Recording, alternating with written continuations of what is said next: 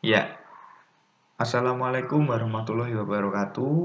Nah, kembali lagi bertemu di dalam mata pelajaran seni budaya.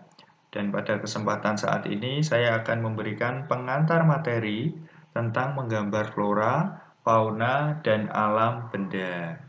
Nah, tapi sebelum kalian mengikuti materi ini, silakan bisa mengambil buku tulis, buku catatan, handphone maupun laptop untuk menulis beberapa hal selama materi ini nanti disampaikan. Nah, silakan di pause videonya lalu kalian mengambil buku tulis. Ya, kita ke pengertian menggambar terlebih dahulu ya. Nah, kalian semua pasti sudah pernah melakukan kegiatan menggambar. Baik itu di SD, kelas 1, kelas 2, kelas 3, kelas 4, kelas 5, kelas 6, di TK, ataupun bahkan sebelum TK kalian sudah mulai mencoret-coret tembok. Nah, pasti sudah pernah melakukan kegiatan menggambar. Nah, sekarang coba kalian deskripsikan dengan bahasa kalian tentang apa itu menggambar.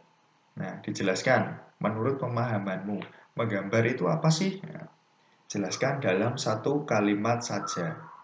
Menggambar adalah titik. Nah, silahkan di pause videonya, lalu kalian mulai menulis pengertian atau definisi tentang apa itu menggambar. Nah, pengertian menggambar menurut saya pribadi, jadi menggambar itu adalah suatu kegiatan yang dilakukan oleh seseorang dengan menggunakan alat dan media tertentu untuk menghasilkan sebuah karya seni dalam bentuk dua dimensi.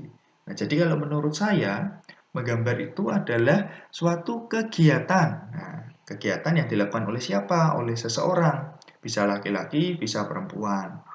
Nah, kegiatannya itu dengan menggunakan apa?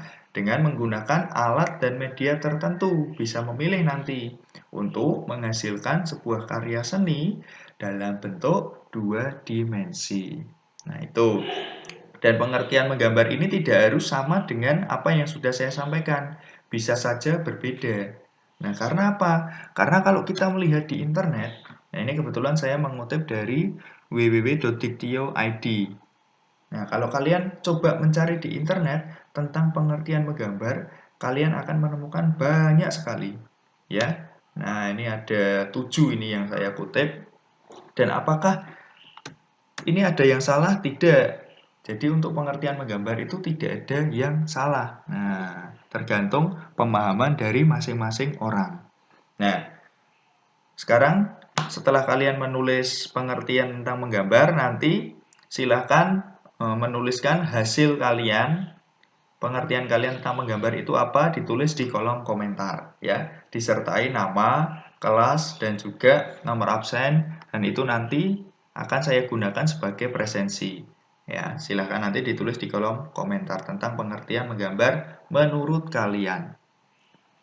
Ya, oke. Nah, sekarang kita masuk ke dalam alat-alat yang diperlukan untuk menggambar. Alatnya apa saja? Nah, tentunya pensil, ya, digunakan untuk menggambar.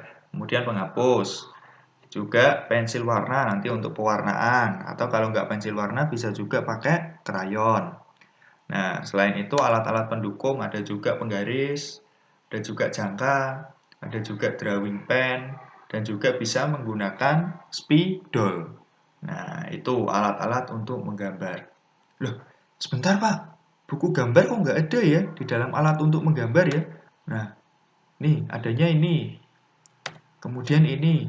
Nah, buku gambar di mana Pak? Nah, sebentar kita perlu melihat dulu ya. Ada perbedaan antara alat dan media menggambar.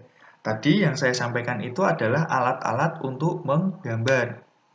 Nah, alat menggambar itu adalah benda-benda yang digunakan untuk menggambar. Sementara media menggambar adalah tempat yang digunakan untuk menggambar. Nah, jadi itu bedanya. Kalau alat itu lebih kepada benda-benda yang digunakan untuk menggambar, tetapi kalau media itu adalah tempat yang digunakan untuk menggambar. Nah, jadi buku gambar atau kertas gambar itu masuknya ke dalam media menggambar. Nah, ini. Media umum yang digunakan untuk menggambar adalah kertas gambar. Tetapi selain menggunakan kertas gambar, bisa juga menggunakan media lain seperti kain, kayu, tembok, dan bisa juga menggunakan media digital. Nah, ini contoh-contoh dari media menggambar adalah ini. Bisa juga menggunakan media digital. Nah, kita masuk ke dalam media menggambar secara digital ya. Biasanya kalau menggambar secara digital itu menggunakan laptop atau bisa juga komputer. Nah, itu semua dengan bantuan aplikasi. Contoh aplikasinya ada CorelDRAW, Adobe Photoshop, Manga Studio, atau mungkin aplikasi lain yang kalian tahu yang bisa digunakan untuk menggambar secara digital. Nah, selanjutnya untuk bisa menggambar secara lebih maksimal, bisa juga menggunakan bantuan alat yang bernama drawing pad. Nah, bentuknya kayak gini drawing pad. Jadi nanti menggambar di sini, kemudian nanti hasilnya akan muncul di layar laptop. Nah, dengan bantuan aplikasi-aplikasi ini bisa memilih salah satu. Nah, itu untuk menggambar secara digital. Ini contoh gambarnya. Sudah cukup jelas ya. Oke, selanjutnya kita ke langkah-langkah dalam menggambar. Nah, ini masih titik-titik, masih perlu diisi. Silahkan kalian tulis kira-kira menurut kalian langkah-langkah di dalam menggambar itu apa saja. Yang pertama harus ngapain dulu. Yang kedua harus ngapain lagi setelah itu. Kemudian ngapain lagi. Dan yang terakhir nanti ngapain. Nah, silahkan dituliskan. Di pause dulu videonya, lalu kalian tulis kira-kira langkah-langkah dalam menggambar itu apa saja ya. Nah, ya, oke. Sekarang kita bahas ya, coba. Langkah-langkah dalam menggambar itu yang pertama adalah menentukan gagasan atau ide. Nah, kalian mencari ide dulu yang pertama. Lalu setelah itu mulai menyiapkan alat dan bahan untuk menggambar. Nah, alat dan bahan untuk menggambar apa saja? Media yang digunakan nanti apa? Nah, seperti itu. Lalu, yang ketiga, kalian mulai membuat sketsa gambar atau bentuk kasar dari gambar. Dan yang terakhir adalah melakukan finishing dengan pewarnaan atau teknik lain. Misalnya saja menggunakan teknik arsir. Nah, mungkin ada yang tanya nih, Pak, kalau misalnya tahapannya saya balik, boleh nggak? Misalnya nih, saya kan punyanya alat menggambar ini. Misalnya pensil warna, kemudian pensil, dan juga penghapus. Nah, kemudian dari alat-alat itu saya mulai mencari ide, kira-kira saya mau menggambar apa. Boleh nggak Pak dibalik? Boleh. Jadi tahapan 1 dan 2 ini bisa dibolak-balik. Bisa menentukan gagasan atau ide dulu, kemudian menyiapkan alat dan bahan menggambar, bisa juga mempunyai alat apa, lalu kalian mulai mencari ide. Nah, itu bisa. Tapi tahapan selanjutnya tentulah kalian membuat sketsa gambar dan yang terakhir melakukan finishing atau pewarnaan atau bisa juga dengan teknik lain. Nah, seperti itu ya. Oke, selanjutnya kita mau melihat yuk apa aja tuh teknik finishing yang biasa digunakan untuk menggambar. Teknik-teknik yang digunakan apa saja tuh? Nah, yang pertama ini ada teknik yang namanya teknik pointillist. Ya, jadi dia memanfaatkan titik-titik untuk melakukan finishing atau pewarnaan pada gambar yang sudah dibuat. Nah, hasilnya nanti seperti ini. Namanya pointillist, menggunakan titik-titik. Nah, kemudian ada juga teknik dazzle atau gosok. Nah, ini biasanya menggunakan krayon, diwarnai kemudian digosok-gosok ya, dengan menggunakan tisu supaya bisa lebih rapi dan menimbulkan kesan gradasi. Nah, kayak gitu dari gelap ke agak terang. Nah, itu namanya teknik dazzle. Hasilnya nanti seperti ini. Kemudian ada juga yang namanya teknik siluet atau blok. Nah, kalau ini berarti di blok objek gambarnya menggunakan satu warna. Biasanya warnanya yang digunakan adalah hitam. Nah, jadi seperti ini. Batangnya nggak kelihatan warnanya apa. Kemudian daunnya nggak kelihatan warnanya apa. Semuanya di blok jadi satu warna. Warnanya hitam. Nah, seperti itu. Kemudian yang abu-abu ini untuk pendukung saja, warna pendukung. Ini contoh lagi, kalau ini foto ya, foto dengan menggunakan teknik siluet atau blok. Nah, itu jadi ada 3 tadi. Yang pertama ada pointillist, yang sudah kita ketahui. Kemudian ada teknik Dassel dan ada teknik siluet. Selanjutnya ada juga teknik arsir. Nah, teknik arsir ini berarti dia memanfaatkan garis-garis-garis yang membentuk arsiran-arsiran. Nah, ini contoh dari teknik arsir. Bisa secara rapat, kalau teknik arsir itu bisa teknik arsir secara renggang. Bisa juga dikombinasikan.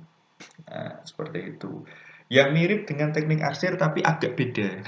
Agak beda. Ini adalah teknik linear. Kalau teknik linear ini berarti dia memanfaatkan garis-garis saja.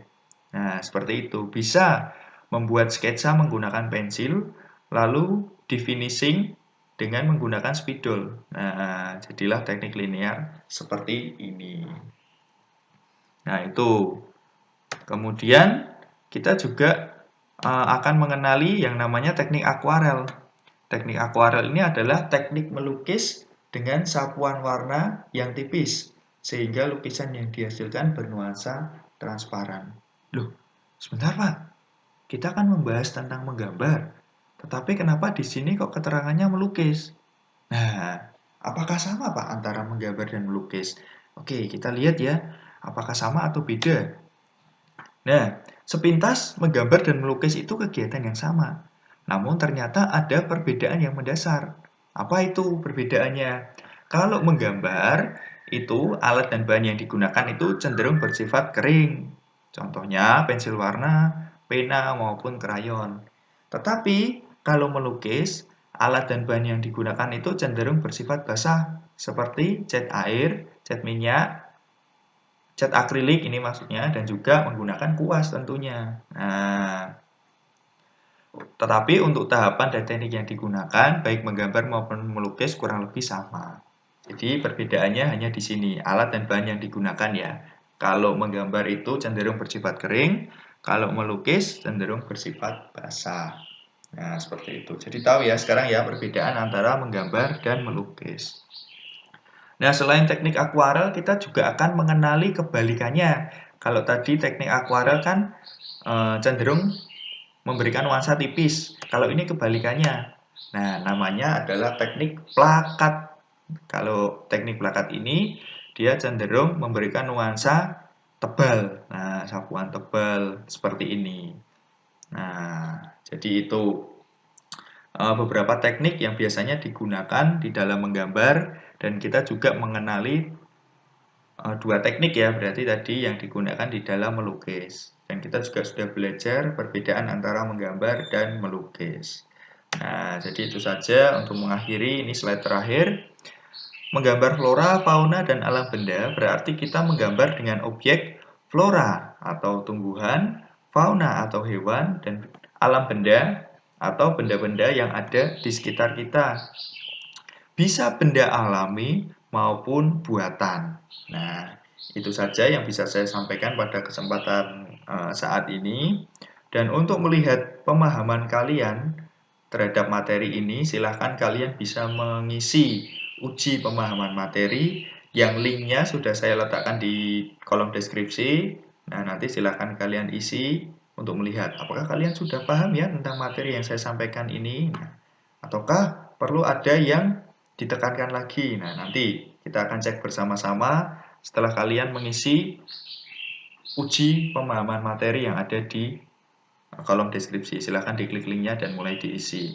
Oke, itu saja yang bisa saya sampaikan pada kesempatan saat ini. Saya akhiri sekian dan semoga bermanfaat ya. Wassalamualaikum warahmatullahi wabarakatuh.